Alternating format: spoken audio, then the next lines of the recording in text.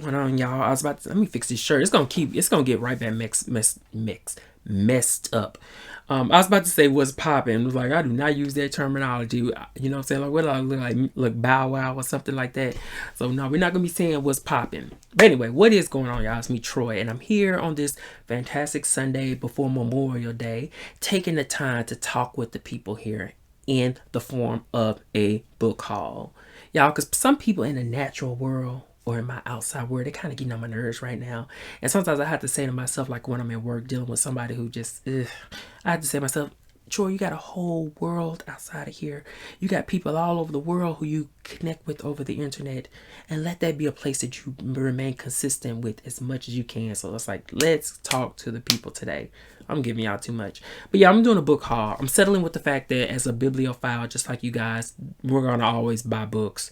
We're going to always gather books. We're always going to contain books. And whether we get to them or not, that's up to faith. There's a bit of serendipity in some of that. There's some motivation in some of that. But generally, it's up to fate. I'm not that intentional sometimes, and sometimes I am. But I'm sharing these books because this is just where I'm at. And these are what I've collected within the month of May. So the first book I'm sharing is The Amber Spyglass by Philip Pullman.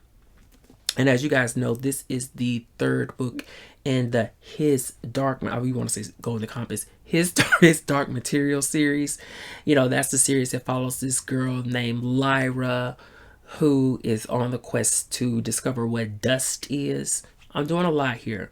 So a little bit of a backstory. Years and years ago, a friend of mine who I was working with at a bookstore, she was like, have you ever read The Golden Compass? And I was like, nah, I never read it before. She's like, supposedly the author in that book kills God. Now, we ain't finna get into all that stuff right now. I don't feel like it, and I ain't doing it, okay? Because that's not why I'm here with these books. Regardless of, I have no, child, listen. I'm a firm believer in taking what you want and leaving the rest behind, or just whatever. But my point is that her statement is something that stuck with me for years. And only recently, as far as 2 years ago, did I finally read a copy of The Golden Compass. Now, I won't say that that book was like completely rocked my world and that I could completely grasp the theme and the concepts the author was playing with in terms of killing God. Because I think that for the majority, my general pull to reading that book and subsequently here the following book and then picking up this one is just getting or tapping into that wanderlust of being a child going on magical adventures. And that's what I found. It was that sentiment is what pulled me into reading these books. So I can't say that I fully understood what was going on per se, though it wasn't too complex not to. But it really was just about getting into this adventure with this character, Lyra, and her many, challenges and obstacles. Couple that with how pleasing and gratifying the author's writing style is, it's why I kept reading. It's why I'm now at The Amber Spyglass.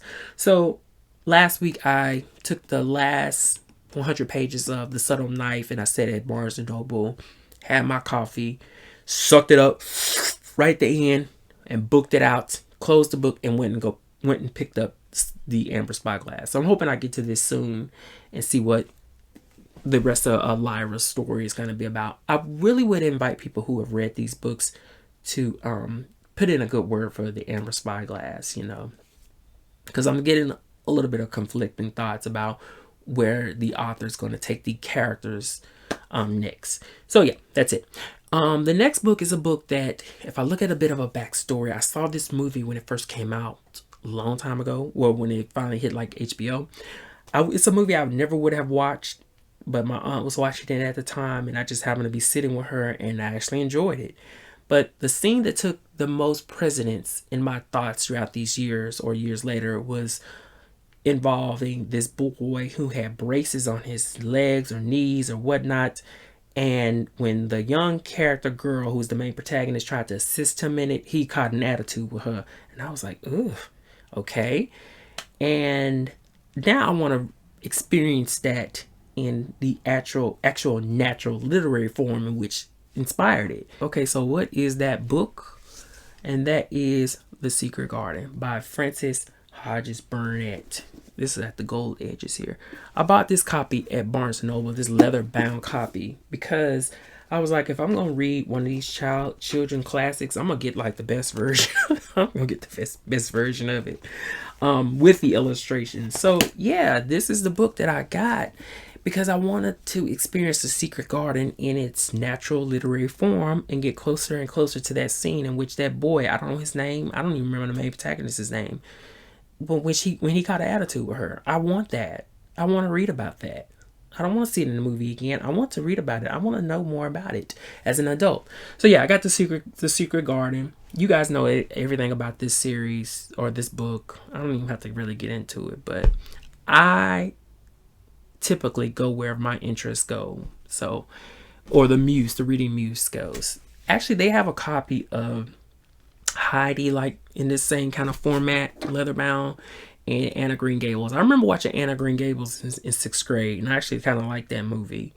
Never read the book, of course. Heidi is another book or another movie in which I never would have watched without an adult influencing me to watch it because it's boring to me. But one thing I can say about Heidi that I did like was I liked the fact that Heidi's grandfather, had an attitude problem with her. I want to read the book. I want to know what he say in the book about her. So maybe after The Secret Garden. So the next two books are part of a series by Juliet Marillier, and that is the second book, Sons of Shadows, and the third book, Child of Prophecy. There we go. These are the follow-up books to the the famous Daughters of the Forest by Juliet Marillier. And I read this book last year. A fantasy book.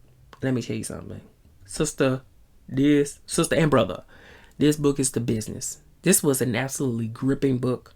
Fantasy book. A little dull in its tone, but still so alluring. It pulled me in page after page. The only thing I did not like about this book was a particular scene, but we'll say that for another day, right? But the story has to do with this girl named Sorka, who, after the death of her mother, her father gets a stepwife.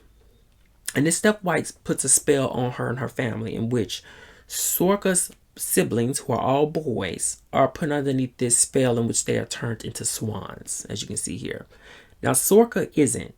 Her problem is that if she uses her voice and speaks, her brothers are permanently locked within this the body of swans. So in order for her to break the curse, she has to spend her years or whatnot knitting together shirts for them, some kind of item, some kind of fabric or something to put on each individual boy or swan. And upon the completion of the fabrics or the dressings, the curse is complete. So tie in the fantasy, tie in the intrigue involving, Sorka's quest, tie in some romance, and this was an absolutely gripping book. Now it's supposed to be like this kind of retelling of the Swan Princess or something like that. I don't know. A lot of times people will leave me a message and say like certain books are a retelling or revised or something version of a specific fairy tale, and I'd be like, I couldn't care less. I want to know what's in the moment now. Like, I'm not worried about like something retelling Snow White in such an odd fashion. No, I'm looking at what's in front of me, right? So I can't have anything to refer back to as far as that when we're looking at this retelling of this story. But all I can say is this was a great book. It really kept me reading to the point where I wanted to eventually continue on Sorka's story through her children, I believe, in the second book, or her child. And then, of course, the third book. So that is two books that I ended up getting as well. Okay, so the next and last two books I want to share is books that I actually bought yesterday when I went to Barnes & Noble, because they were doing that triple the points with your the new membership. And the first book I got is The Scourge Between Us by Ness Brown. It's kind of easy to see why I had to grab this without any hesitations, because there's a black woman on the cover in a science fiction dressing and composite and composition with a laser gun. It's giving you that, what's it, Ripley, Aliens, but with a black woman. Okay, girl. Okay. So yeah, that's kind of what it is about in a sense. It's about, from what I got from the synopsis, is this woman named Jacqueline. She is a, let me see what, acting captain of a spaceship called the Calypso. The Calypso was recently on this far distant planet that they were going to colonize the people, Earth, humans. That didn't work out apparently, so they're going back somewhere else. And upon their travels through space toward their previous destination or whatnot, I don't know, I'm assuming, there's this slew of murders or whatnot happening on their spaceship involving, some kind of creature, much like aliens. I think that, I mean, let's keep it real, right? The point is that, it's claustrophobic space drama, maybe opera, science fiction, with the black woman captain and lead. So I'm with it. You don't have to ask too much from me in that manner. It's touching on all the points. So The Scourge Between Stars by Ness Brown. All right, and so the final book that I want to share is Rogue Justice, a thriller by Stacey Abrams. Now, don't come up here with this. So I know some people out there, don't come up here with that. Don't come up here with that. I don't want to hear it. Most of the people in my channel who watch my videos are cool people. So I ain't got to worry about that. But the point is that this is the second book in her main protagonist. Her name is Avery, and she is a Supreme Court Justice clerk, I believe. But the first book was While Justice Sleeps, and I enjoyed that book. So much so that, of course, I had to buy the follow-up to continue forward with Avery's story. As, there's a lot of, entangled webs of, how do I paint this, though, honestly? We're talking about a Supreme Court Justice clerk. Lots of underwriting, undermining.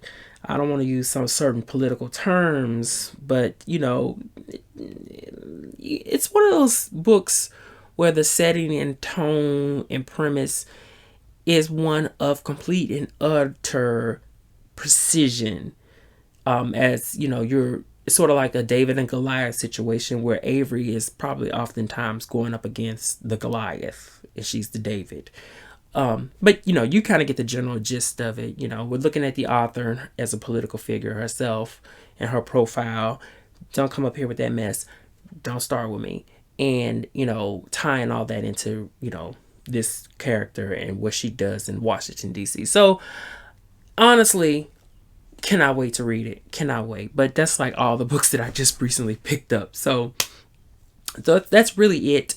2 consolation books I can share is actually Jackie Brown, which was originally published as Rum Punch by Elmore Leonard, and Corpse Prose by Diana Killian. I got these at this coffee shop where the owner had like this room that was filled with books, like on actual shelves. It's like a whole thing. And while she was preparing my drink, when she was handing me my drink, she was like, you can pick any book out of here that you want and take them with you. So these are books that I got for free. I'm not going to get into it, but, they're just there to be shared. So that's it.